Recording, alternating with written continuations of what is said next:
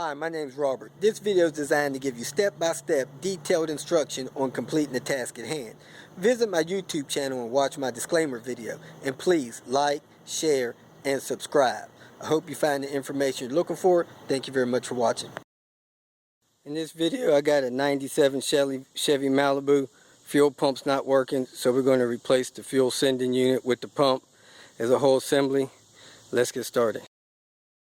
These are the tools I used to get the fuel tank out and replace that fuel sending unit. I had the scissor jack and that block of wood to support the tank when I got it loose. Jack the car up, put the car on jack stands. You don't have to use half-inch tools, but I did have them, so I used half-inch breaker bar, half-inch ratchet, half-inch extension, and a 15mm half-inch socket. Like I said, you could use quarter-inch. The stuff was not that tight. I used a couple screwdrivers to help me break loose the hoses. Those channel locks helped me break loose the hoses. The quarter-inch 8mm to remove the clamps that was on the fuel lines to the tank and to disconnect the battery. I did have to go get the fuel line quick disconnect because I couldn't get one of those lines loose. Container to capture excess fuel and a large funnel to put that stuff back. I had a couple of towels to lay on under the car, and I had a large blanket that I used. So I used a couple brakes to block the tires, and that should do it for you. Disconnect the negative battery cable. Anytime you're going to disconnect anything electrical, that's a good thing to do. First thing we're going to do is jack the car up, install jack stands. The fuel tank has to come out, so that makes the job a little tough. Just get it as high as you can. Alright, I got the car jacked up. That's where I decided to put the jack stands, under this piece of framework that goes across there. A lot of gas in the car, so the first thing I'm going to do is disconnect the fuel filter. This is it here. Looks like it has a quick release on the front of it, so I'm going to open this tab up a little bit and pull that fuel line out of there. Hopefully it'll start siphoning some of my gas out of the tank. Next thing you got to do is disconnect those electrical wires. They got clips on them, just work them apart. Alright, you disconnect these clips. They have these little pull tabs. You pull those pull tabs out, then you pull slightly on this part of it and unplug it. This black one was on the forward side. White one was on the aft side. And then the bigger one was on that side. Next thing you're going to do is disconnect those two lines from that box there. This here? Push them in, push the tabs in, and pull the lines out. On that connector there, you just squeeze it top and bottom, and they slide right off. So I got both of those disconnected. Now I'm going to disconnect the two rubber hoses going to the filler neck, loosen those clamps and pull that hose loose. I got those two filler neck lines disconnected. That kind of seem like it's going to be the toughest part of the job, because you got to break them loose. And I broke them loose with some channel locks, and it seemed like they have a lip on the end of the line that kind of holds the hoses on there. So that's a little difficult, but you got to break those loose. I put a scissor jack under the fuel tank to support it. It's got a lot of gas in it. I'm going to lower it down softly. I got everything disconnected, so now I'm going to disconnect the two strap bolts and lower the tank down and try to pull it out of there. There's a heat shield on the forward side of the tank I may or may not have to take out. Okay, we had a real hard time getting that line loose right there, so we had to go get the fuel line release tool, and now the tank is out. We slid it from under the car.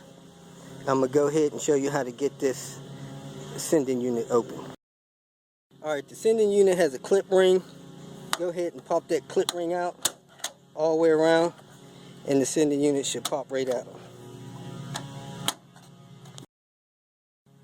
Alright, so I pried a little bit on that, broke the seal loose. Now you can see the fuel sending unit. This tank is full of gas, so we're going to go ahead and siphon that gas out into a fuel container. Okay, you attach the float arm, then you go ahead and put the assembly back in there the way you pulled the other one out. and make sure you put the new gasket on the top of it before you snap it in. Alright, when you put the new sending unit in, it's kind of spring loaded, so the spring will push on it, but you got to push back. Make sure the seal's down in there. Align that tip up in that groove, and then make sure that your clip is not bumping up against that piece.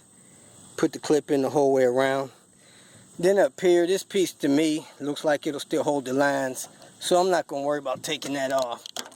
I'm going to take this out of the new lines and put them right in the old bracket there.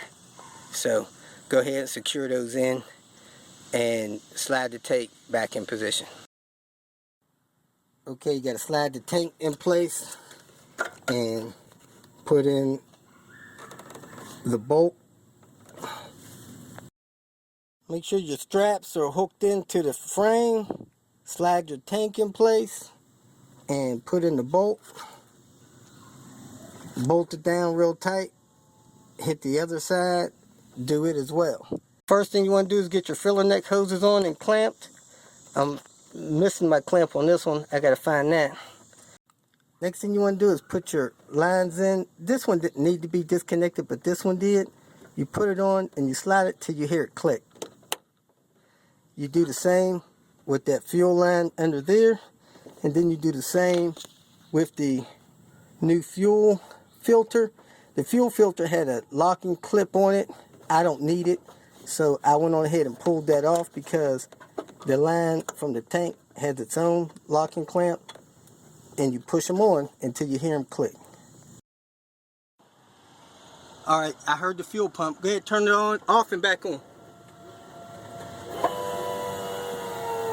Alright, I heard the fuel pump again. We're going to do it one more time, then we're going to start the car.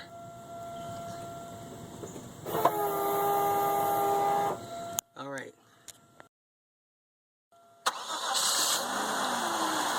Purring like a kitten. Fuel pump assembly changed. Alright, last but not least, you want to go under the car before you let it off of jack stands and make sure that there is no fuel leaks from any of those lines you plugged in, and you should be good to go. If you feel that this information was beneficial, please like it and share it with your social media friends. You can also subscribe to my channel so that you can get notification of future videos that I post. Visit my channel. I have all types of do-it-yourself videos there. You can leave questions here and I'll try to respond to them as quick as possible. You can also visit my website at robertspinner.com. Thanks again for watching.